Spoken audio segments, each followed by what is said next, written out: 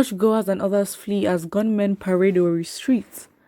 Some unknown gunmen have caused a stampede amongst members of St. Michael's Catholic Church, Amakioha in Owerri, the Imo State capital, during mass celebration. The gunmen were marching on the streets of Olu Road in their numbers, wearing black attires and masks. According to our state correspondent, they were marching freely and shouting sporadically in the air to scare people away, including the police and army.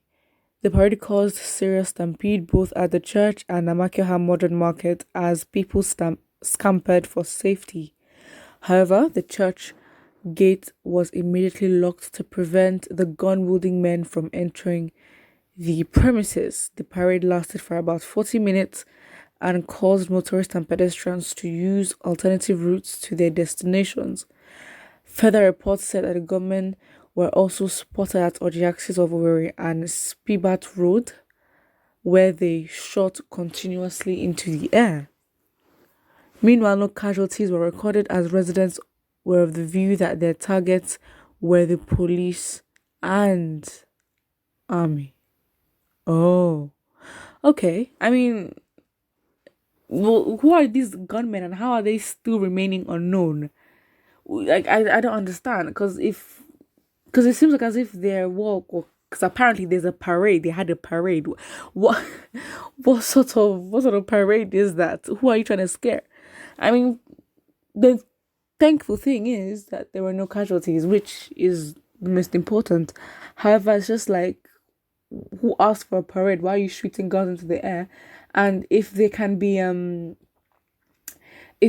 this, active in the southeast, why are they still unknown? I think we need to ask questions like, who would they be? I mean, when we say unknown gunmen, what is the problem in terms of labeling them? Is it labeling them by ethnicity, labeling them by the organization that's heading them, or labeling them by gender? Like, what label, what is the appropriate label that has to be given to them for them not to be unknown? Because it's getting a bit frustrating now. Because then how do people then know that they were not their target but the police? Because it seems like this has been constant. That's it.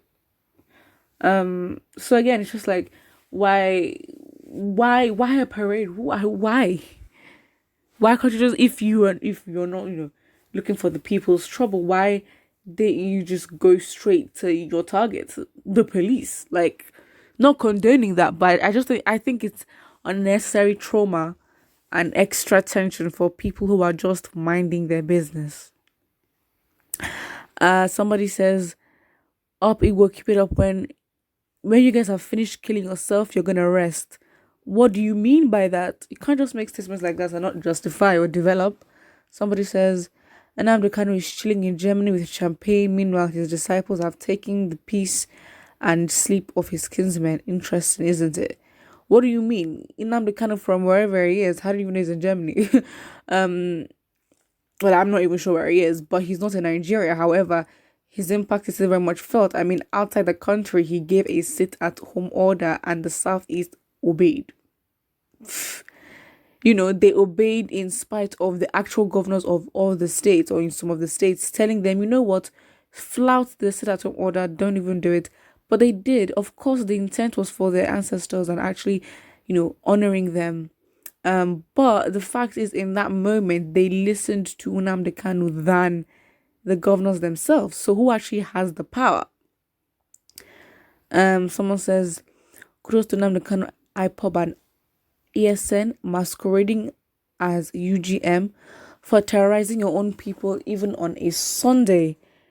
It pains me to see Indigo going through this state of horrible insecurity. But how do you know that they are behind, that they are the unknown gunmen? Listen, I think give more respect to ESN, because for the fact that they were able to be launched, at the end of 2020, which was a chaotic year even, where, the plans were kept secret and no one even knew. In this country called Nigeria, no one knew at all of what Nnamdi Kanu's plans was. So again, I think that's very much impressive. So from then, my view just changed, and I'm like, these people will definitely be more strategic, and they cannot make reckless acts by, parading as unknown gunmen. It's so reckless. Like, after all this work, understanding the country that they're in, understanding how things work, why would they willingly put themselves in a losing position?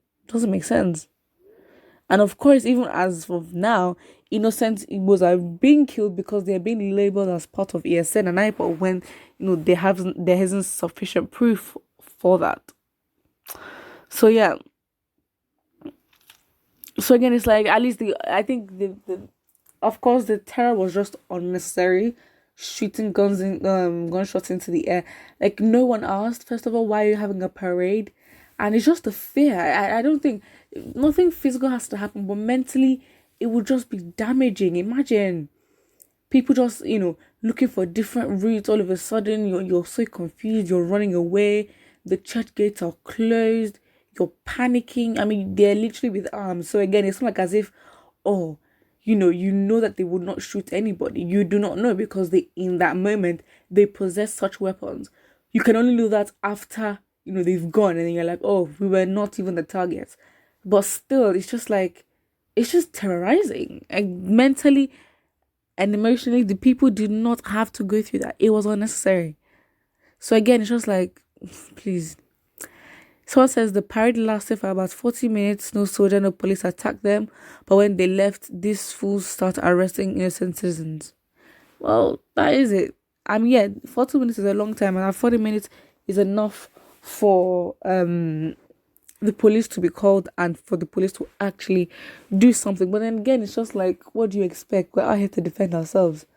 What trust can the Nigerian people, especially in the southeast, what kind of trust do they really need to give to the police and army? Nah, they've been surviving this long without them, or even they've been surviving this long through them and through their troubles, being in position of power. And to be honest, they've survived up till now. So again, it's like they can't survive without them. Somebody says, no leader will condemn this war provocation act of their youth, but would jump up and start crying if anyone dare remind them of the consequences of their action. Okay, a bit random. Someone says, as they are parading the army and police will not challenge them. By the time they're gone, they will start looking at, or they'll start killing innocent people and tag them on non-gunmen. Yeah, that is the consistent pattern that we've seen, and that's just it. But I think, and do not forget to like and subscribe.